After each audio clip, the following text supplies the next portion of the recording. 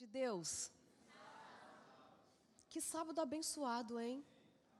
Os hinos, a forma com que Deus tem cuidado do seu povo, a certeza de que Ele ouve as nossas orações. Obrigada. Só há motivos para agradecer a Deus. Só há motivos para falar para Ele que, haja o que houver, nós somos dele. Não importa o que aconteça, seremos fiéis a Ele. Quando eu olho para a minha vida, eu percebo que eu tenho muitos desafios. Você tem? Você consegue lembrar de uma grande prova que você tem enfrentado? Como foi que você reagiu? Quando você pensa no dia mais triste da sua vida, qual foi seu comportamento? Qual foi o sentimento que invadiu o seu coração e permaneceu ali por mais tempo? Da dor, da tristeza, da dúvida, da angústia, ou da certeza de que Deus não perde o controle das coisas? Uma vez uma amiga me perguntou: doutora, as nossas reações diante das provações da vida, elas seriam muito diferentes, né? Se nós soubéssemos se a prova vem de Deus ou vem do mal. Porque se Jó soubesse desde o início, se nós soubéssemos que muitas vezes estamos sendo provados, nós teríamos uma reação diferente. Aí eu respondi para aquela minha amiga que não importa de onde a prova venha, o que mais importa é como me comporto diante dela. Mas muitas provas, você pode sim saber de onde ela vem. E por conta disso que eu lhe convido para abrir a sua Bíblia no capítulo 22 do livro de Gênesis. E vamos começar as nossas considerações nos primeiros versículos. Gênesis capítulo 22, a partir do versículo 1.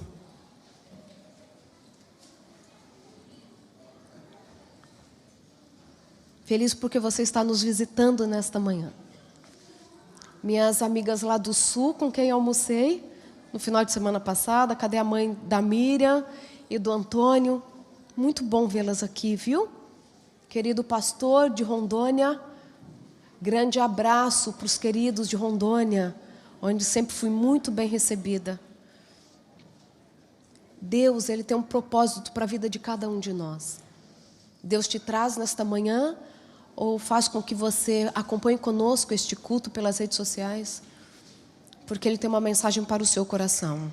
E você que já abriu a sua Bíblia sabe qual a história que trataremos nesta manhã? O sacrifício de Isaac. Eu estava lendo esta história em um voo.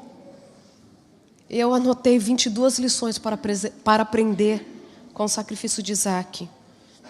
Fiquem tranquilos, só apresentarei algumas neste momento. Vamos começar a ler? Versículo 1. Depois dessas coisas, Deus pôs Abraão à prova e lhe disse: Abraão. E este lhe respondeu: eis-me aqui. Acrescentou Deus: toma teu filho, teu único filho, Isaque, a quem amas, e vai-te à terra de Moriá. Oferece-o ali em holocausto sobre um dos montes que eu te mostrarei. Só que eu acho que já tem umas 10 lições. Fala que depois destas coisas, Deus pôs Abraão à prova. Se nós vamos para o capítulo 21, nós encontramos uma discussão entre Abraão e Abimeleque por conta de um poço na terra que estava tendo confusão entre os servos de Abraão com Abimeleque. E o capítulo 21 diz que nesse momento, Abraão e a sua família moravam em... Não vou levá-lo a ler isso, mas Abraão morava em Berseba. Vocês sabem que eu gosto de significado de nomes, né? Berseba significa poço do juramento, ou 7 poços, porque se faz referência a esses poços que existiam na terra.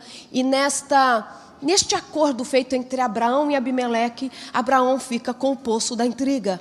Então era o poço do juramento. Se você for olhar no mapa e estudar um pouquinho a história sobre Berseba, Berseba é a maior cidade no deserto do Negueb, ao sul de Jerusalém.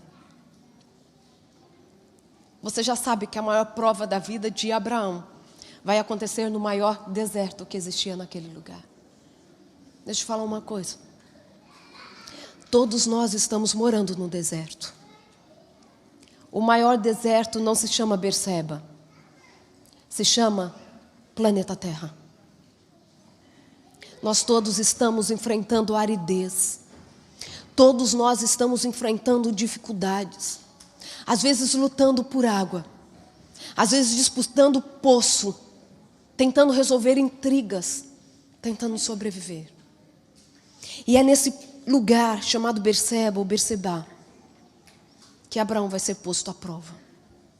É o mesmo lugar onde ele ganhou na disputa pelo poço. Aquele lugar recebe o nome de Berseba, que é o poço do juramento. E eu quero extrapolar na interpretação desse texto, dizendo que Abraão preferiu escolher o nome daquela cidade baseada na bênção do que na tristeza. De que nome você vai chamar o seu deserto? Eu gosto de dizer que só temos que temer o futuro, ao menos que esqueçamos o que Deus já fez por nós no passado. Do que você vai chamar as suas lutas? Quais as palavras que vão definir a sua vida? O que define a sua família? As dificuldades que vocês têm, as batalhas, ou os avanços, os progressos que vocês têm nos relacionamentos? Qual é a palavra que define a sua vida? Quando as pessoas te perguntam como está acontecendo, a que ponto você está da caminhada, como está você? Quais são as palavras que evidenciam o momento que você vive e como você encara a vida? Já conviveu com pessoas que você tem até medo de falar assim, oi, tudo bem? Já viveram isso? Porque você sabe que a pessoa só vai abrir a boca para reclamar e lamuriar. Não se engane. Todos nós enfrentamos dificuldades. Porque todos nós moramos no maior deserto que existe, chamado planeta Terra. Terra fértil, colheita farta, ausência de dificuldades. Você sabe que isso só encontraremos quando Cristo voltar. Enquanto estivermos aqui, precisamos escolher onde o nosso olhar vai se fixar. Porque senão acontece o que aconteceu no velório da minha mãe. Estávamos ali na cerimônia fúnebre. Para aqueles que não sabem, minha mãe faleceu aos 47 anos de idade, vítima de um AVC. E eu estou lá, ao lado do caixão da minha mãe, recebendo as pessoas. E chega uma pessoa muito conhecida da nossa família. E ela ficou ao meu lado. E ela não me surpreendeu com o comentário dela. Ela ao meu lado, ela disse assim, feliz a dona Bete, que descansa. Eu já havia ouvido isso, né? Todo mundo chegava, que bom que a dona Bete descansa, esperando a volta de Jesus. Mas ela completou, feliz a irmã Bete que descansa, enquanto eu estou aqui em pé com essa dor nas costas. Eu me segurei para não falar assim para ela, você quer trocar de lugar? Porque eu gostaria de fazer isso rapidinho. Tem gente que tem inveja de morto. Porque o olhar está fixado na dor, na tristeza, na perda. Mas a gente vai aprender que é nesse deserto que Abraão é provado. Versículo 2. Acrescentou Deus, toma teu filho, teu único filho, Isaque, a quem amas. Deus está sendo cruel. Não basta Deus dizer assim, olha, pega Isaque e vai lá oferecer em sacrifício. Não. Deus fala, Isaque, teu único filho, a quem amas. O que Deus está fazendo com Abraão nesse momento, gente? Será que Deus precisava lembrar Abraão que era o filho amado da promessa, o único filho no aspecto de que, você fala assim, Ismael também era filho, mas era o único da promessa?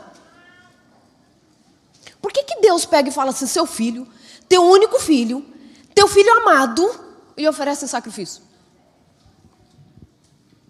Porque nós precisamos aprender a lidar com as nossas emoções.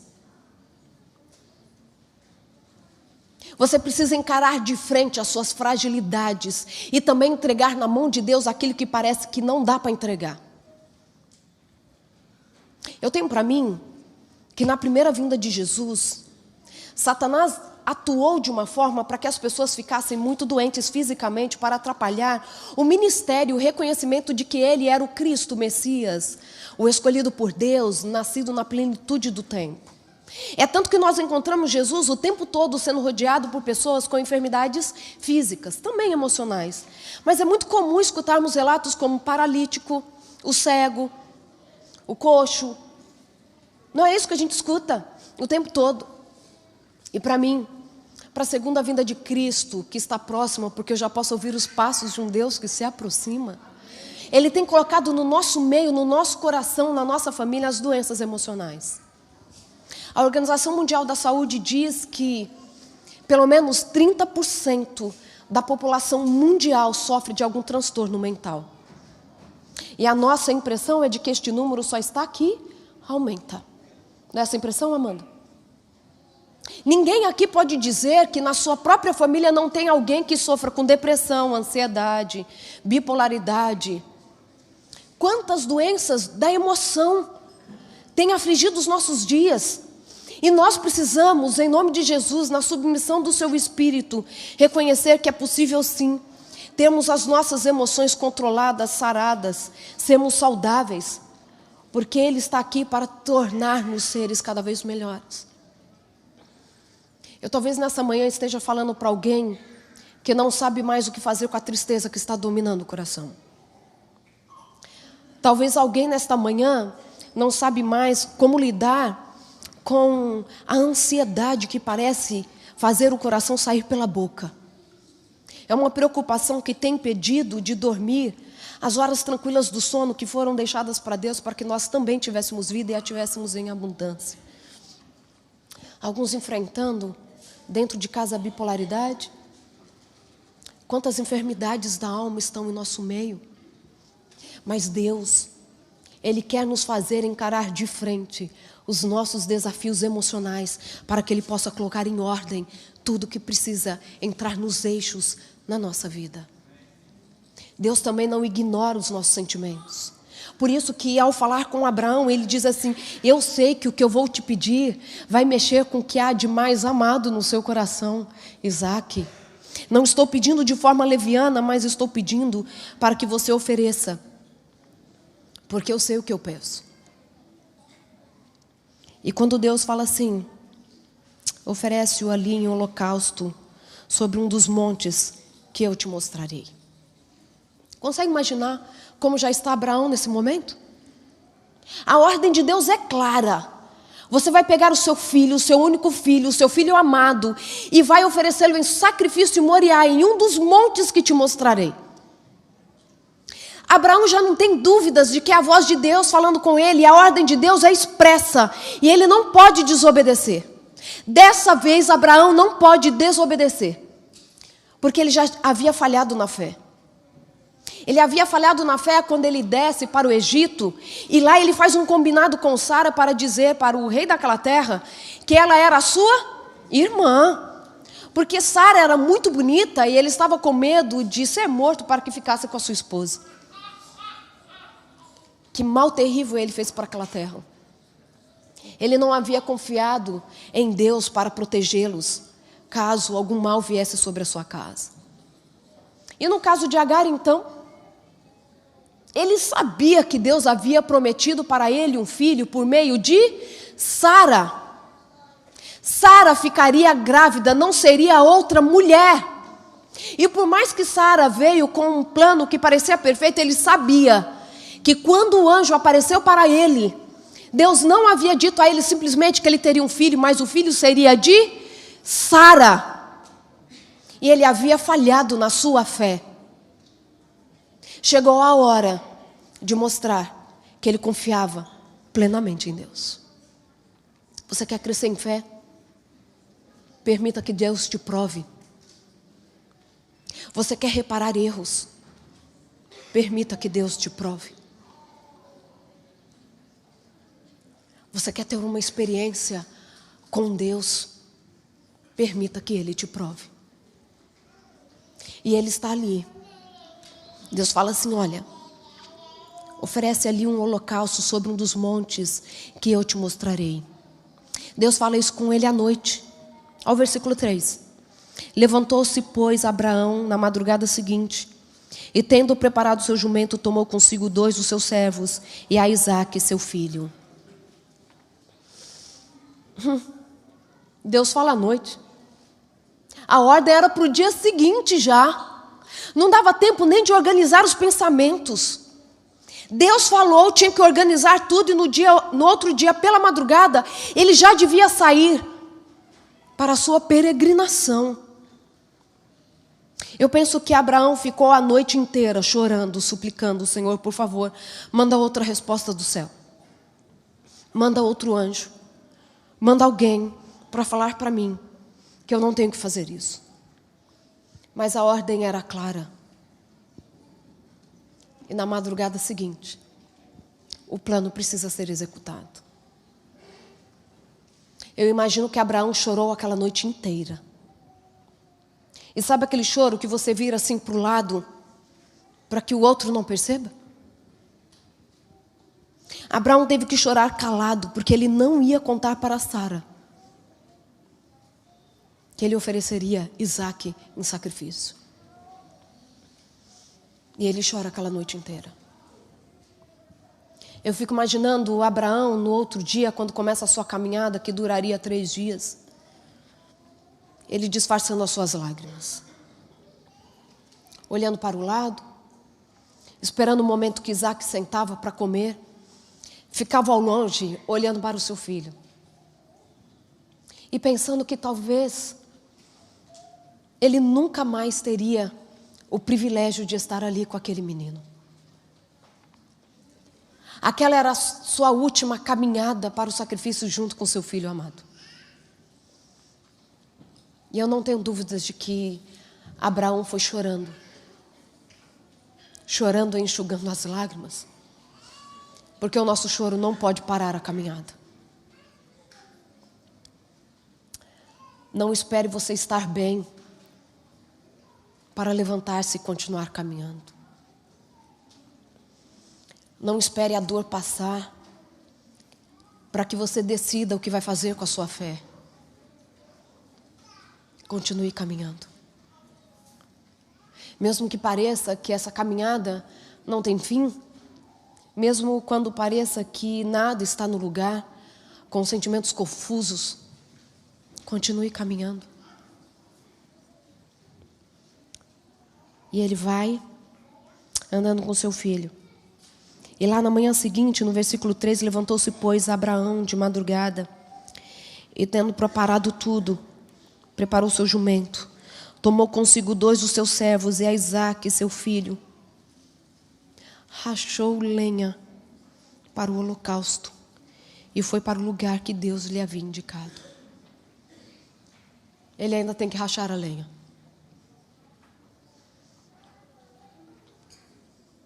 Não permita que a sua dor seja usada como desculpas para não fazer a obra de Deus por completo. Ele talvez tivesse desculpas para não rachar a lenha e chegar no local do holocausto e começar a procurar uns gravetos e falar assim, Senhor, me desculpa, eu estava tão atordoado com toda aquela história que eu esqueci da lenha.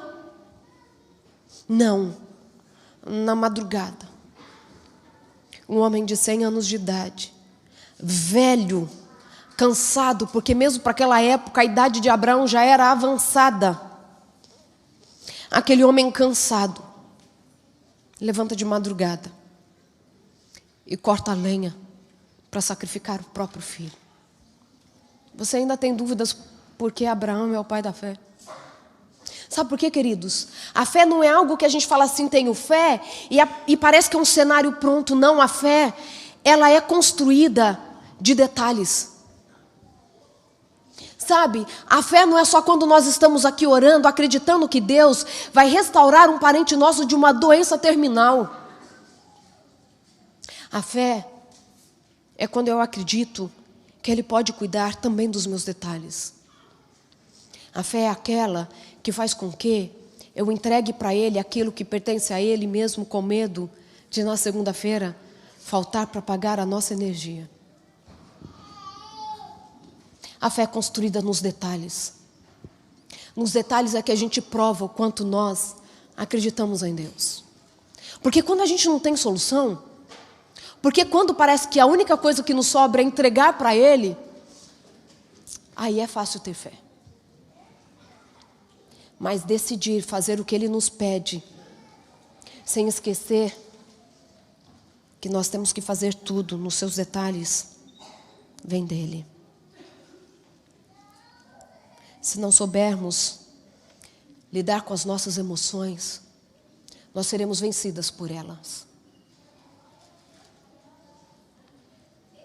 Hoje nós somos capazes de encontrar muito perto de nós pessoas com grandes capacidades intelectuais e profissionais que estão aí desbaratinadas na vida, porque perderam alguém, porque não conseguem lidar com as suas demandas emocionais. E também não permita que as suas emoções apresentem para Deus racionais explicações. Senhor, eu não posso oferecer Isaac. Ele é o filho da promessa. Foi o Senhor mesmo que disse que Ele era aquele que viria para dar-me uma grande descendência como as estrelas dos céus. Foi o Senhor que me colocou diante das estrelas à noite, falando assim, olha para os céus e assim será a sua descendência. O Senhor falou que seria o filho de Isaac, que seria o filho de Sara. Isaac é o filho de Sara comigo. Não tem como essa promessa ser cumprida em Ismael. Por que o Senhor está pedindo um sacrifício dele? Além de tudo, eu serei considerado um homicida. Porque é muito claro que não devemos matar. Você já começou a apresentar para Deus, em alguma circunstância da sua vida, racionais explicações para tentar contornar as suas demandas emocionais? Não, Senhor, eu não posso, eu não sou capaz, não é para mim, já sofri demais, já passou o meu tempo. Existem pessoas que fazem melhor do que eu. Existem pessoas mais ricas do que eu para ajudar o ACS. O que você tem feito com as suas demandas emocionais? Porque senão você pode ser vencida por elas. Quando Deus fala para ele, olha, vai até a terra de Moriá e ofereça o seu filho em um dos montes que eu te mostrarei. Abraão sai da sua casa naquela madrugada, não só para cumprir uma ordem que fora expressa, muito clara, mas também ele tem que ir o caminho inteiro, prestando atenção nos sinais de Deus. Deus não disse para ele ainda neste momento em qual dos montes Isaac seria sacrificado. Não permita que as lágrimas ou o sofrimento o impeçam de ouvir a voz de Deus. Você lembra de Maria Madalena? Havia passado tanto tempo com Jesus. Jesus já havia explicado para ela que no terceiro dia deveria ressuscitar, porque fazia parte do plano da salvação. Mas Maria, ao apresentar-se no túmulo ao terceiro dia, e ao ver que Jesus ali não estava, começa a chorar. E diante destas lágrimas, Jesus aparece e ela confunde com o jardineiro. Aquele homem diz assim, mulher, por que choras? E ela diz assim, porque levaram o corpo do meu Senhor. Eu não sei onde o colocaram. E Jesus diz, Maria, e ela o reconhece. Não permita que as lágrimas te impeçam de reconhecer a Cristo. Não permita que a sua dor não lhe dê o discernimento de qual decisão você precisa tomar. Eu ainda te mostrarei qual o monte que você deve sacrificar o seu filho.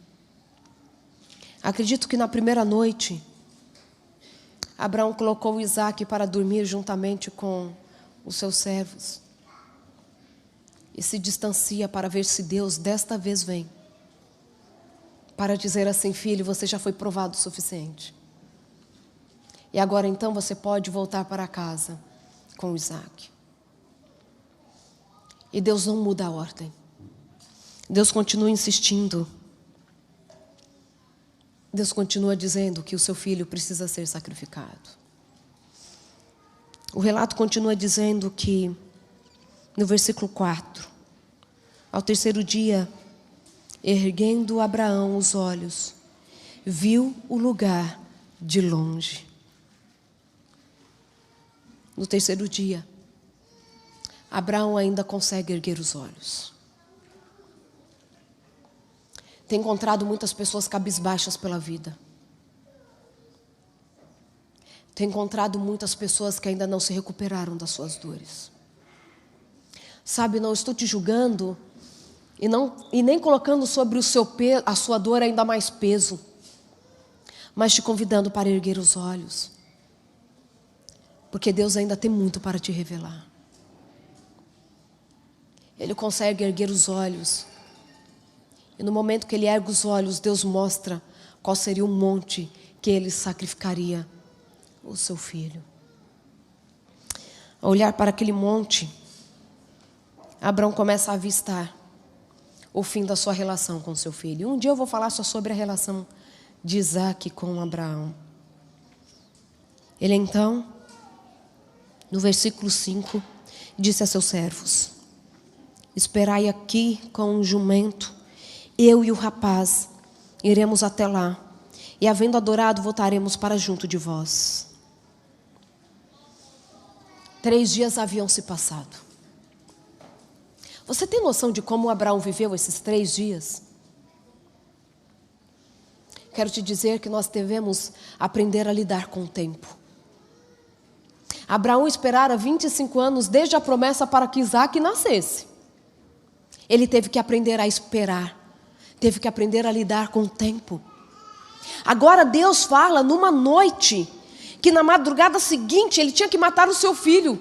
Foram 25 anos esperando e em poucas horas ele devia mudar de ideia de novo e oferecer esse filho.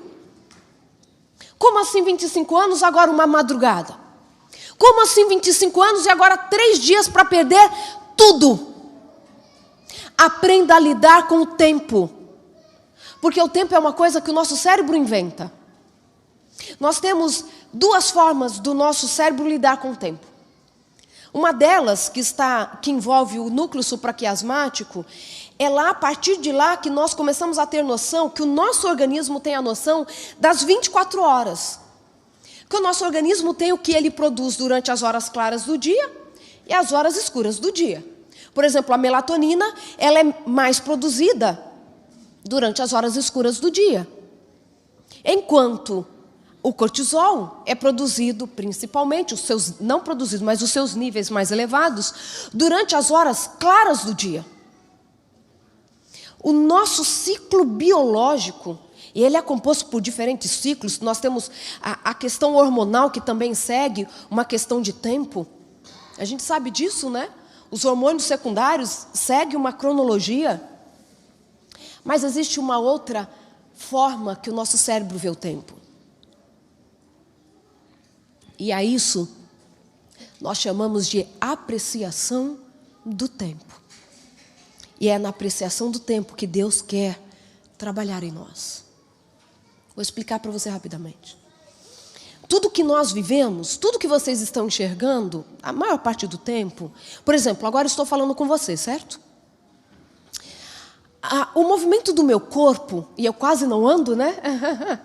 O movimento do meu corpo, o movimento da minha boca, chega essa informação no seu cérebro primeiro do que a minha voz. Por uma questão muito simples.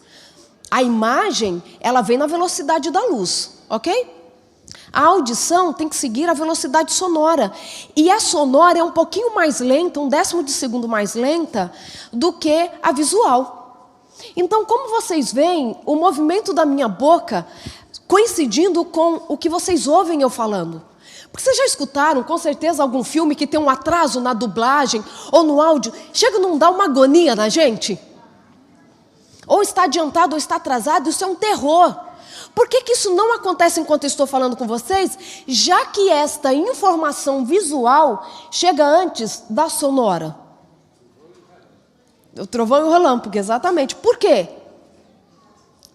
Porque o nosso cérebro, ele faz com que essa imagem visual chegue no nosso cérebro e ela atrase um pouquinho para você ter a percepção dela para que coincida com a informação sonora. Não é interessante demais? É tanto que se você assistir um filme que o atraso entre a imagem e o som for de 1/10 de segundo apenas, você nem vai perceber que está atrasado, porque o cérebro consegue dar uma ajeitada nisso. Então, essa noção do tempo, o tempo está passando logo, rápido, o tempo está demorando, por que o final de semana não chega? Gente, vocês perceberam que na semana que vem a gente entra no último trimestre de 2019? Vocês têm essa noção? Porque parece que o tempo está passando tão rápido. E a gente sabe que o atraso, quanto às rotações, translações, ela é muito pequena. Nós levaríamos mais de 500.000 séculos para perceber essa diferença no tempo real. Não é o tempo real, é como o nosso cérebro interpreta o tempo. Vou te falar algumas coisas que podem fazer com que a percepção, a apreciação do tempo seja diferente. Você sabia que, por exemplo, um paciente com Parkinson, ele tem uma alteração numa região do cérebro que se chama estriado, e o que tem ali de produção de dopamina, de tudo, por estar diminuída por conta dessa doença neurodegenerativa, faz com que um paciente de Parkinson tenha a percepção dilatada do tempo. Por exemplo, uma frase que dura talvez 10 segundos, se você perguntar para ele quanto tempo durou para eu falar a frase inteira, talvez ele fale que durou 30 segundos em vez de 10 segundos. Por conta dessa alteração em estriado.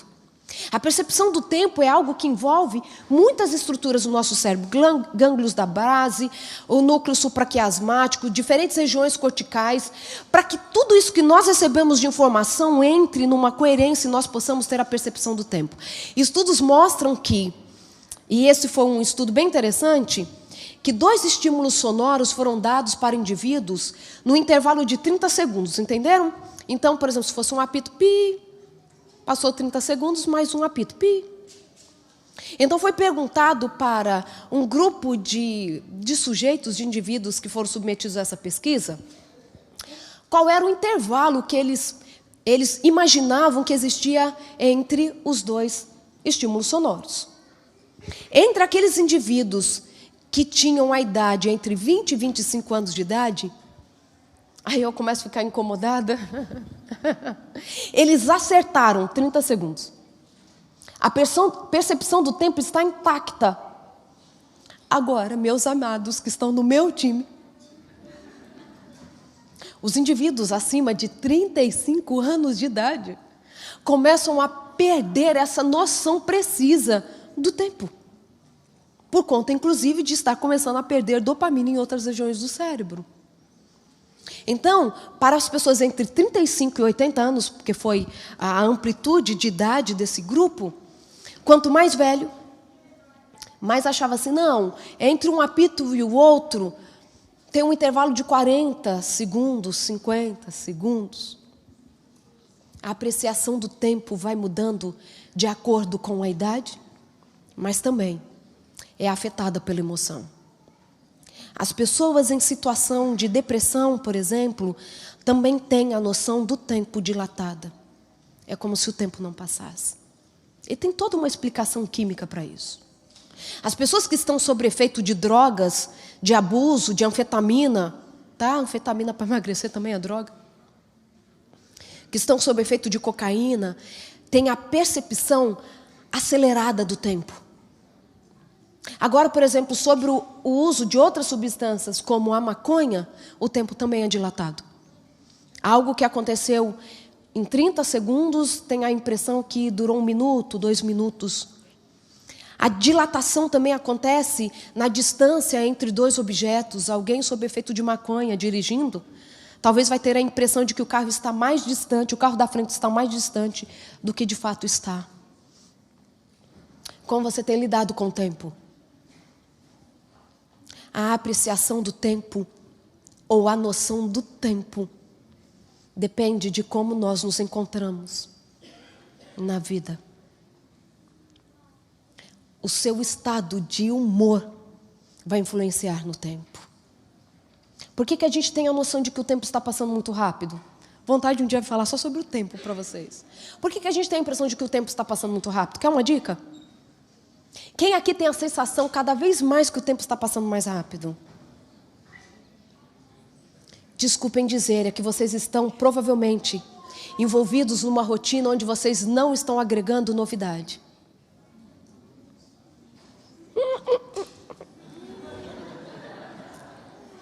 Vidinha sem novidade. Porque aí o nosso cérebro se coloca no piloto automático e ele não precisa se esforçar para muita coisa. Já acontece mesmo. Ele já sabe como é, então a gente não consegue nem ter muito clara essa marcação do tempo. Se você introduzir na sua rotina novidades, você consegue marcar melhor o tempo. É assim ou não é? Porque quando você começa a semana e é assim, olha, todo dia você só trabalha, você só dorme, você só come no mesmo lugar tal, o seu cérebro não percebe uma diferenciação do tempo mesmo. Porque tudo acontece de forma igual. Agora, quando você, em algum momento, insere uma atividade diferente, você tem uma percepção um pouco alterada do tempo e você começa a perceber que o tempo não está passando tão rápido assim. Como você tem vivido com o tempo. Porque existem coisas que acontecem rapidamente na nossa vida e outras coisas vão demorar muito tempo. Seja resiliente. Seja resiliente. Vamos avançar. Então disse a seus servos, no versículo 5, que nós já lemos, então disse a seus servos, espere aqui com o jumento. Eu e o rapaz iremos até lá, e havendo adorado, voltaremos para junto de vós. Até mesmo o sacrifício do seu filho, Abraão considera adoração. Ele consegue louvar o nome de Deus, até na dor, oferecendo o seu filho. Não era momento simplesmente de prova, era momento de adoração. E ele deixa tudo para trás e sobe o monte somente com o que era essencial.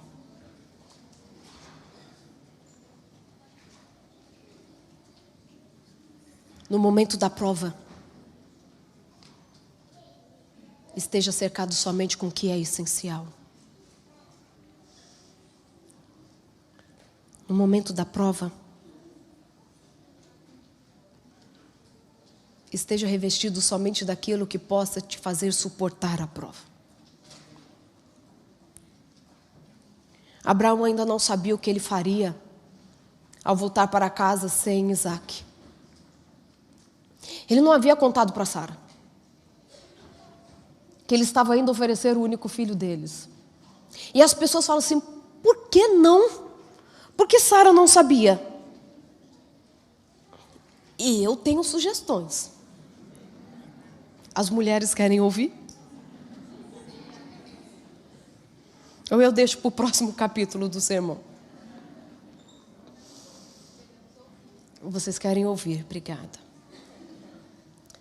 Abraão tinha certeza que Sara atrapalharia o plano. Não foi ela que entrou na história lá no começo, quando estava demorando o nascimento de Isaac, e ofereceu Agar? Gente, eu estou falando de Sara, mas também muitas vezes quem atrapalha é o homem. Equilibrei, meninas?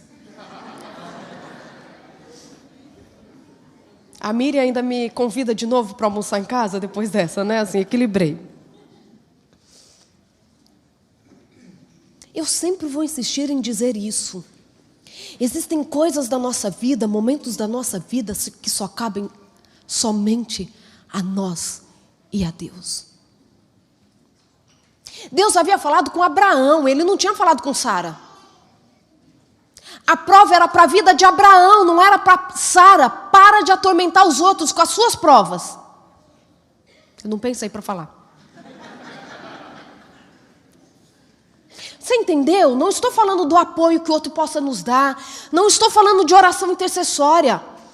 Mas estou falando de colocar pilha nos outros que não podem resolver aquilo que depende somente de nós e da nossa relação com Deus. Só você sabe da história inteira, do começo ao fim, de Deus te chamando, de Deus querendo te refinar. Você sabe quais são as suas fraquezas de caráter e que Deus quer te moldar. Existem alguns assuntos na nossa vida que só cabem a nós e a Deus. Não cabem nem ao nosso esposo e nem à nossa esposa. Ele não queria trazer para o coração de Sara uma aflição, se Deus não havia dito com ela o suficiente para atrapalhar. Por mais que talvez lá no fundo o que mais Abraão quisesse era ser atrapalhado por Sara. Mas ele se manteve firme para fazer aquilo que Deus havia pedido para ele. Trave as suas batalhas com Deus e muitas delas serão na solidão. Esteja preparado para ser o único a escutar a voz de Deus e não confundi-la com outras vozes. Por que que Abraão tinha certeza que era Deus falando com ele para sacrificar o filho? Porque quem falou para Eva comer do fruto foi Satanás. E ela não discerniu. Como que Abraão consegue discernir? Porque aquela não era a primeira vez que ele escutava a voz de Deus. Sabe por que a gente fica confuso até se compra o carro X ou Y? Porque a gente não está acostumado a ouvir a voz de Deus. Sabe por que a gente não sabe resolver às vezes ou lidar com as coisas mais simples da vida? Porque a gente não está acostumado a parar para ouvir a voz de Deus. E como você acha que vai estar preparado para as grandes provas da sua vida? Porque a voz de Deus, queridos, é inconfundível. Se confunde quem quer, se confunde quem menospreza essa voz, porque cá entre nós, Deus aparecia em toda virada do dia no Éden para falar com Eva.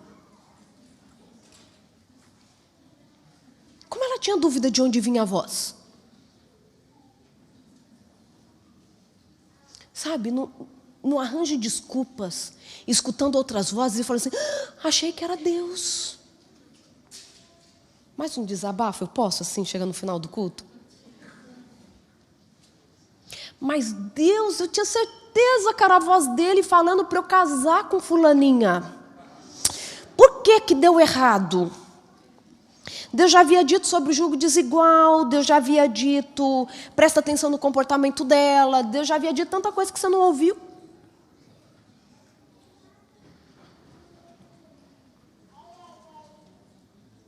A gente está falando demais, escutando pouco. A gente está pedindo demais e agradecendo pouco. A gente está com oração decorada. E a gente só faz essa oração decorada, saindo de casa pela manhã, com medo de bater o carro sem a proteção divina. Só para isso. Oraçãozinha decorada. Quantas vezes terminamos a oração do almoço e quando a gente começa a comer, a gente tem dúvida se a gente orou ou não. Acontece isso de vez em quando? Piloto automático não nos prepara para as provas. Vou para a minha última consideração. Próximo a gente continua depois. Versículo... Nossa, mudou aqui na minha Bíblia, espera aí. Virei aqui. Gênesis 22, versículo 6. Tomou Abraão a lenha do holocausto e a colocou sobre Isaque. Você fica emocionado com esse verso? Tomou Abraão a lenha do holocausto e a colocou sobre Isaque, seu filho. Ele, porém, levava nas mãos o fogo e o cutelo. Assim caminhavam ambos juntos. Que verso! Isaac estava carregando a lenha que ele ia deitar em cima. Eu acho que Isaac já estava desconfiado. Ele pergunta: cadê o cordeiro? Cadê o cordeiro? Cadê o cordeiro? Mas quem leva o fogo e o cutelo é Abraão. Como me dói pensar no fogo. A gente se concentra muito no cutelo, né? Ele ia ter que levantar o cutelo e imolar o seu filho. Mas como se não bastasse, ele ia atear fogo no filho. Era oferta completamente queimada. Abraão ia ter que continuar naquele morro até ver o seu filho ser inteiramente consumido.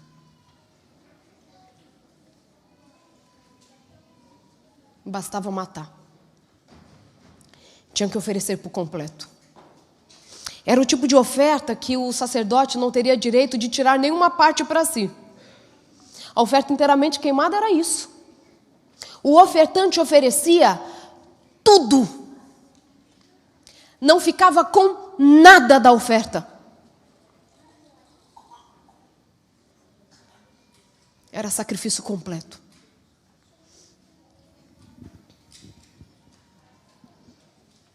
Estamos dispostos a sacrifícios completos?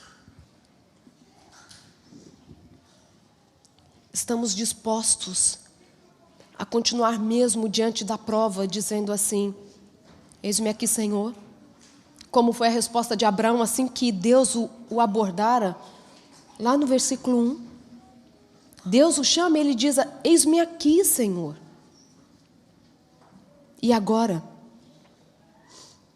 Ele continua dizendo: eis-me aqui, Senhor, quando ele mantém aquele fogo aceso em uma mão e na outra mão o cutelo. Sabe? Precisamos da fé de Abraão hoje no nosso meio. Uma fé que não traga desculpas baseadas na idade, na fragilidade, na debilidade. O mundo está precisando de pessoas que estejam a fim de iluminar este mundo em trevas, impedindo que o atrofiamento espiritual continue sendo uma granguena no nosso meio. Queridos, eu acho tão interessante quando a gente vai para o versículo 7. Acha o seu versículo 7 aí? Olha que interessante. Quando Isaac disse a Abraão, seu pai, meu pai. Pensa essas palavras para o coração de Abraão. Respondeu Abraão: eis-me aqui, meu filho. Perguntou-lhe Isaac: eis o fogo, a lenha, mas onde está o cordeiro para o holocausto? Eu aprendi com o pastor Ayrton Keller. Um dia eu escutei falar sobre isso. Que talvez a pedra represente os nossos bens materiais. O altar estava pronto. O fogo, a nossa vida espiritual. E a lenha, talvez os prazeres desta vida. O que o versículo 7 nos diz nesta manhã é que não adianta ter pedra, fogo e lenha se faltar o cordeiro.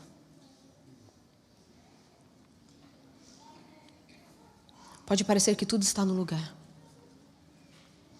Pode ser que o seu green card tenha saído.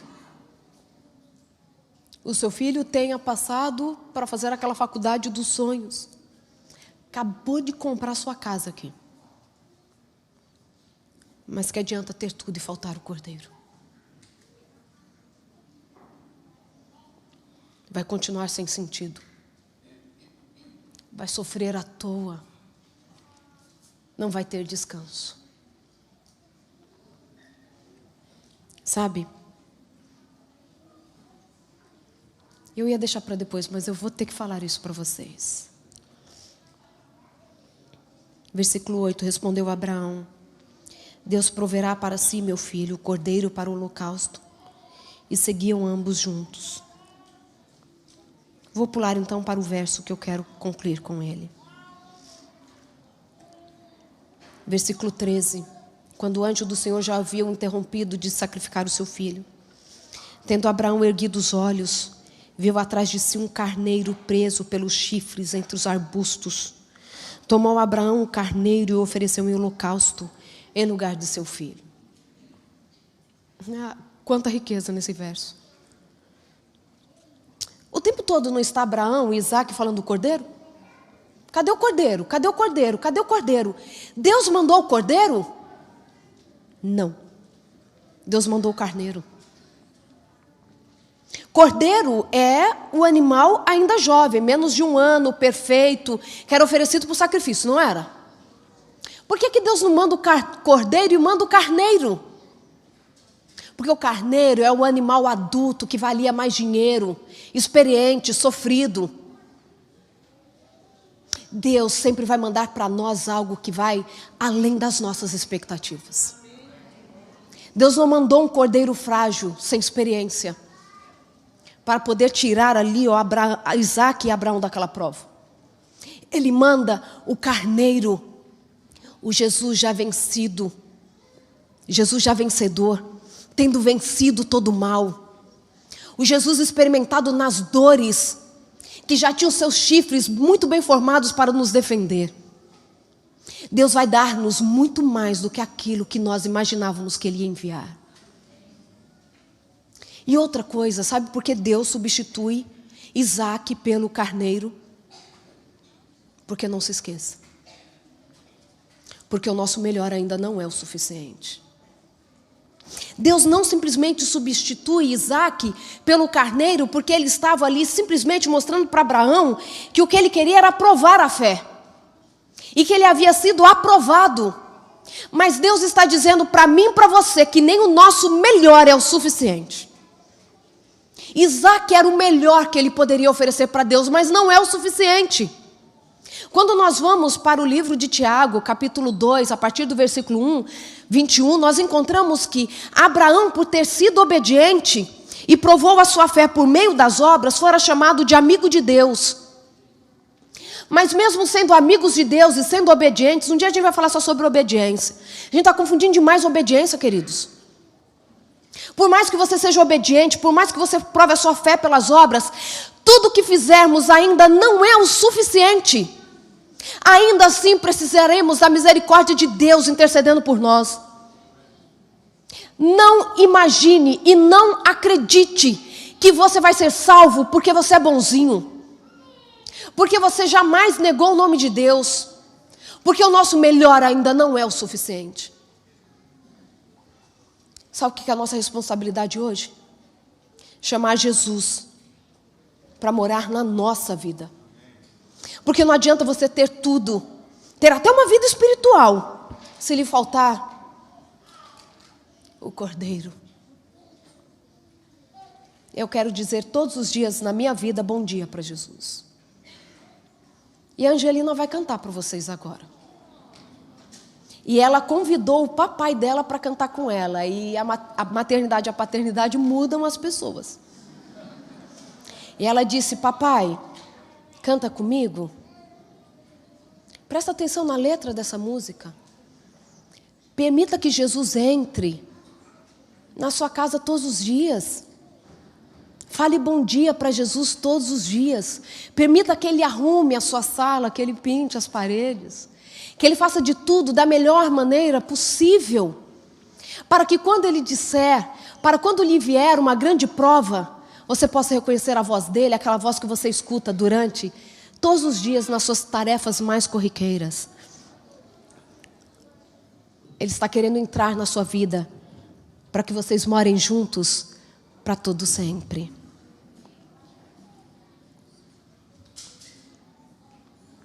A Angelina decorou.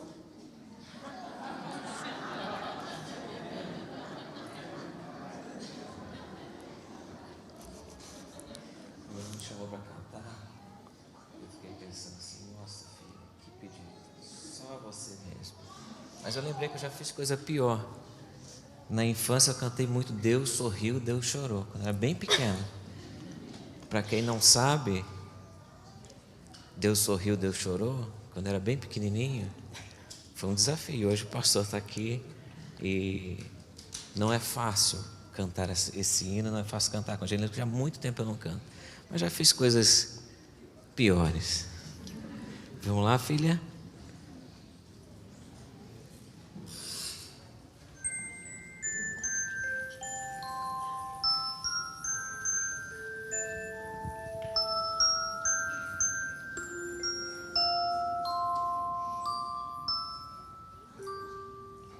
Eu posso ter tudo, posso ter o mundo,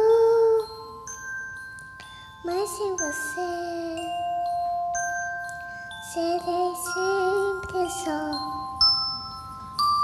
Posso ter amigos, meu lindo renascer, mas nada que eu passo de culpa teu lugar. Jesus, eu preciso da tua companhia. A casa perde a graça sem a tua alegria. Seja bem-vindo, Jesus. Bom dia. Pintas pode escolher qual cor preferir. Troca a mobília, faz o teu jeito e o que não te agrada pode substituir. A casa é tua, fique à vontade, pode morar aqui pra todo sempre. Um espaço teu tamanho, tua presença é suficiente. Meu coração eu te dou de presente.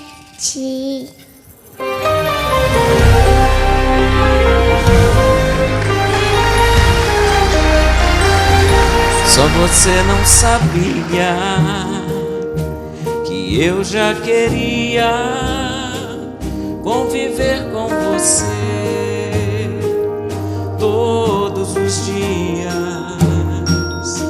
E agora que sei que aqui sou bem recebido, sei que seremos melhores amigos. Estarei sempre aqui, não estás mais sozinha, te fazer feliz é a minha alegria. Me sinto tão bem aqui, vai ser um lindo dia. Vou arrumar sua casa, pintar as paredes, pode deixar que eu vou caprichar. Vou trocar a mobília, somente confia, sei muito bem do que você vai gostar. A casa é sua. Estaremos juntos pra todo sempre. Tão engraçado como você me entende. É que eu te conheço antes que você nascesse. Nossa amizade será pra todo sempre.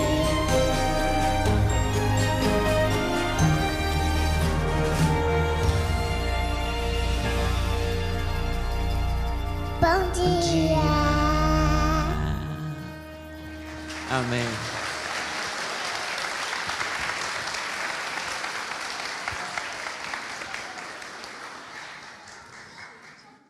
Diga bom dia para Jesus.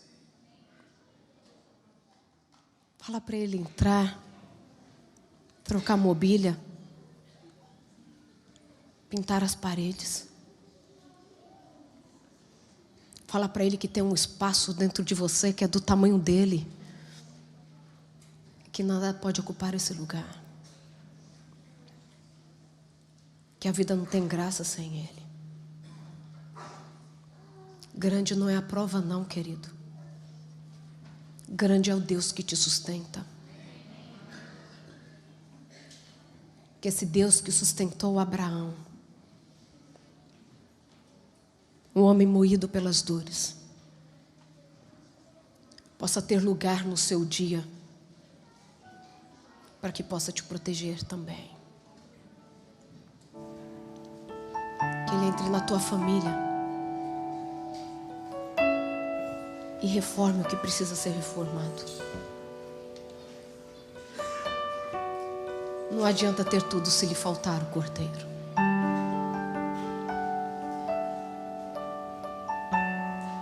Eu quero que Jesus more na minha casa. Eu quero chamar minha família para a gente falar para Deus morar na nossa casa. Fica juntinho da sua família. Aqueles que estão com alguma dificuldade, seja em confiar nele, seja em resgatar família, seja em abrir mão do orgulho para um bem maior. Se você quiser nesse momento, pode vir até aqui à frente para nós orarmos. Estamos no Monte Moriá. Não é só o monte do sacrifício, é principalmente o monte da provisão. Você quer vir orar conosco? Você quer entregar sua casa para Cristo?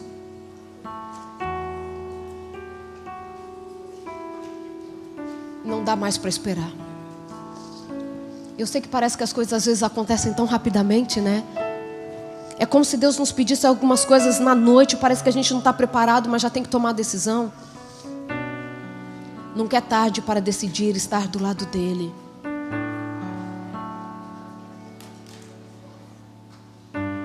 Mas também não temos tempo suficiente para deixarmos para depois aquilo que precisamos fazer hoje.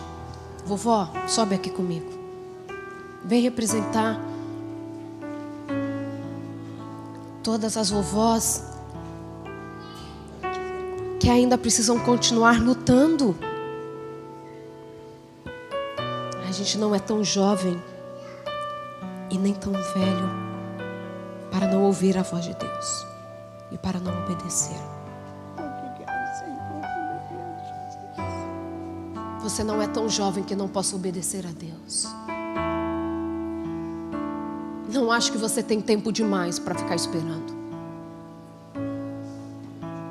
E também o tempo não passou tanto assim para você, e que talvez você já esteja numa idade da vida que você fala assim: já fiz tanta coisa, já deixei tanto de ouvir a voz de Deus, ainda dá tempo para mim? Dá.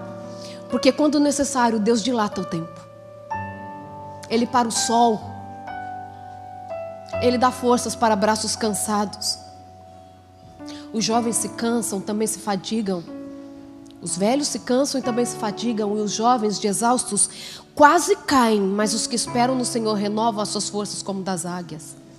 E ainda voam muito alto. Vamos orar todos juntos. Talvez na sua vida você esteja no momento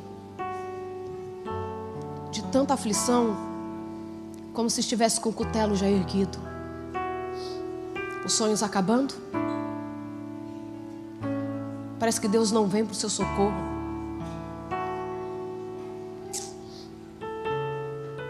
Mas continue acreditando que o que Ele tem para nos oferecer ainda vai muito além das nossas expectativas. Vamos orar, queridos. Vamos continuar orando. Ei, Deus, meu Pai, olha o teu povo nessa igreja, nessa manhã. Olha para as famílias aqui, Pai. Olha para aqueles que estão sozinhos também. Senhor, sonda agora os nossos corações como nunca fizeste antes. Nós queremos nessa manhã, Pai, nos entregar como também nunca fizemos antes, Pai. Esse é o nosso momento com o Senhor. Esse é o nosso dia.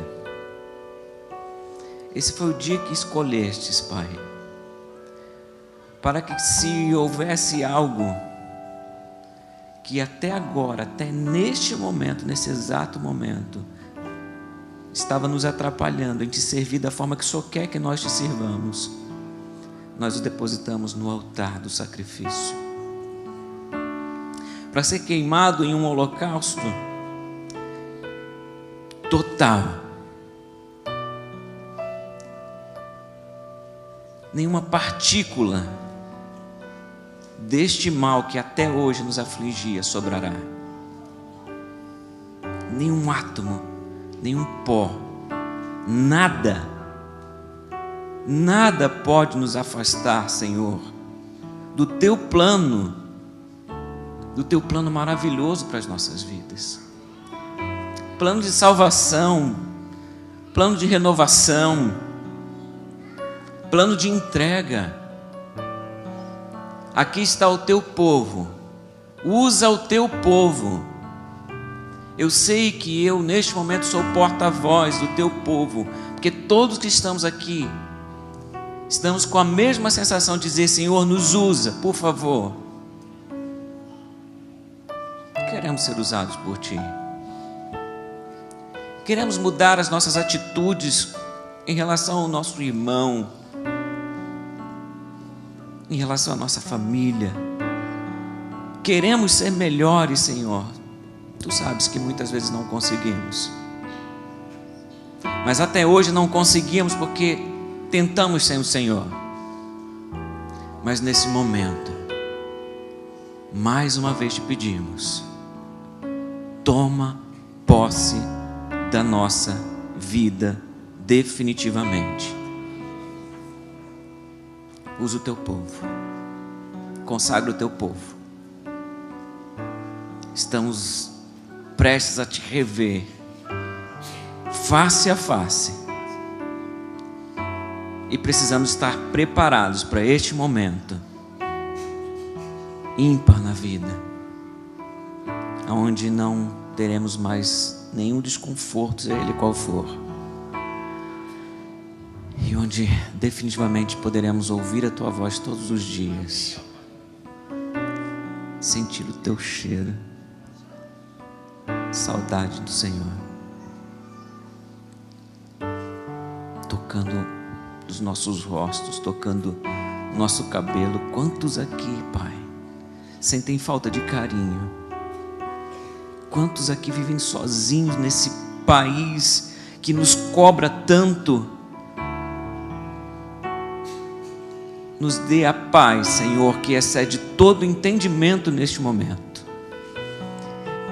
Ninguém precisa entender porque eu estou em paz, porque isso é paz que excede todo entendimento. Só eu preciso entender. Nos dê a tua paz. Derrame sobre o teu povo neste momento o Espírito Santo, para que nós possamos ser reavivados para a honra e glória do teu nome. Amém, Jesus. Amém. Que Deus te leve em paz, não daqui para a sua casa terrestre, mas principalmente para a casa celestial. Amém.